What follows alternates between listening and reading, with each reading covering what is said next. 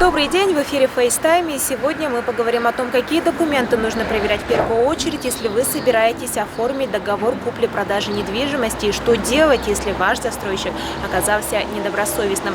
Ответит на наши вопросы заместитель департамента градостроительства городской администрации Нургуль Степанович Пахомов, и мы выходим на видеосвязь. Нургуль Степанович, добрый день. Здравствуйте. Нургуль Степанович, как узнать, что дом построен добросовестным застройщиком, какие документы нужно гражданам проверять в первую очередь и как должна происходить купля-продажа недвижимости? Необходимо при покупке объектов недвижимости проверять, во-первых, если объект строится, необходимо проверять разрешение на наличие разрешения на строительство, который выдается органам местного самоуправления в соответствии с 51 статьей Градостроительного кодекса. Разрешение на строительство представляет собой документ, который дает право застройщику строить на определенном земельном участке и который определяет соответствие проектной документации и при необходимости прохождения экспертизы тоже дает соответствие экспертное заключение. Если вы покупаете уже завершенный объект капитального строительства, то есть помещение в объекте капитального строительства, вам необходимо проверять в обязательном порядке наличие правоостанавливающих документов, которые зарегистрированы в управлении Росреестра. На сегодняшний день это является документ выписка из единого государственного реестра недвижимости. Вот. Если продавец прикладывает свидетельство о праве собственности, вам необходимо все равно перепроверить.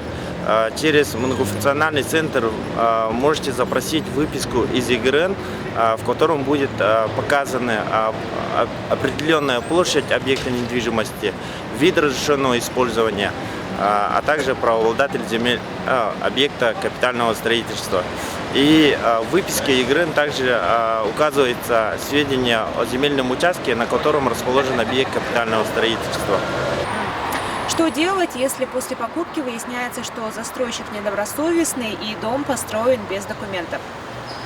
Если вы купили по какому договору купли-продажи или договору пай накопления, а потом выясняется, что после заселения на жилое помещение или нежилое, выясняется, что объект оказывается построен без разрешительных документаций, то есть объект является незаконным, самовольной постройкой в соответствии с Гражданским кодексом, статья 222, то вам необходимо, во-первых, обратиться к тому застройщику, от которого вы приобрели данное помещение.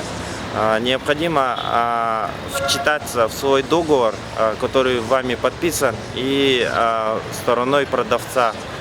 Там должны быть пункты в соответствии с Гражданским кодексом о том, что в случае выявления каких-то недостатков покупатель вправе вернуть помещение продавцу и вернуть свои вложенные средства.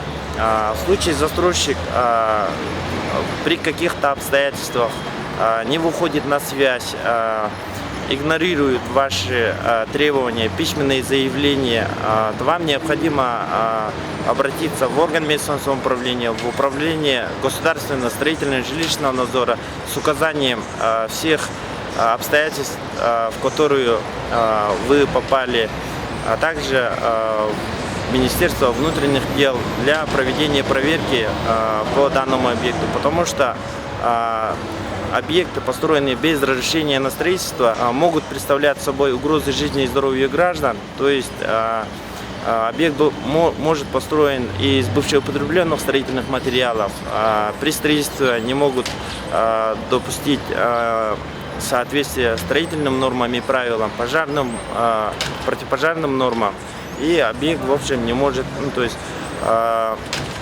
может не соответствовать всем требованиям, которые предъявляются законодательством Российской Федерации и строительными нормами. А какая ответственность ждет застройщиков за такое нарушение? застройщиков, которые построили объект капитального строительства без разрешения на строительство, предусматривается административное правонарушение в соответствии с частью 1 статьи 9 и 5 Кодекса об административном правонарушении. Также на застройщиков, которые эксплуатируют объекты капитального строительства без получения в установленном порядке разрешения на ввод объектов в эксплуатацию, тоже налаживается административный штраф в соответствии с частью 5 статьи 9.5 Кодекса об административном правонарушении. Также органам местного самоуправления даны полномочия в случае выявления такого объекта, без разрешения на строительство. Орган местного самоуправления обязан обратиться в судебные органы с иском о сносе самовольной постройки. Судьба такого объекта решается в судебном порядке. Решение принимается судом вышестоящей инстанции. Нургун Степанович, благодарим вас за ответы. Спасибо. До свидания.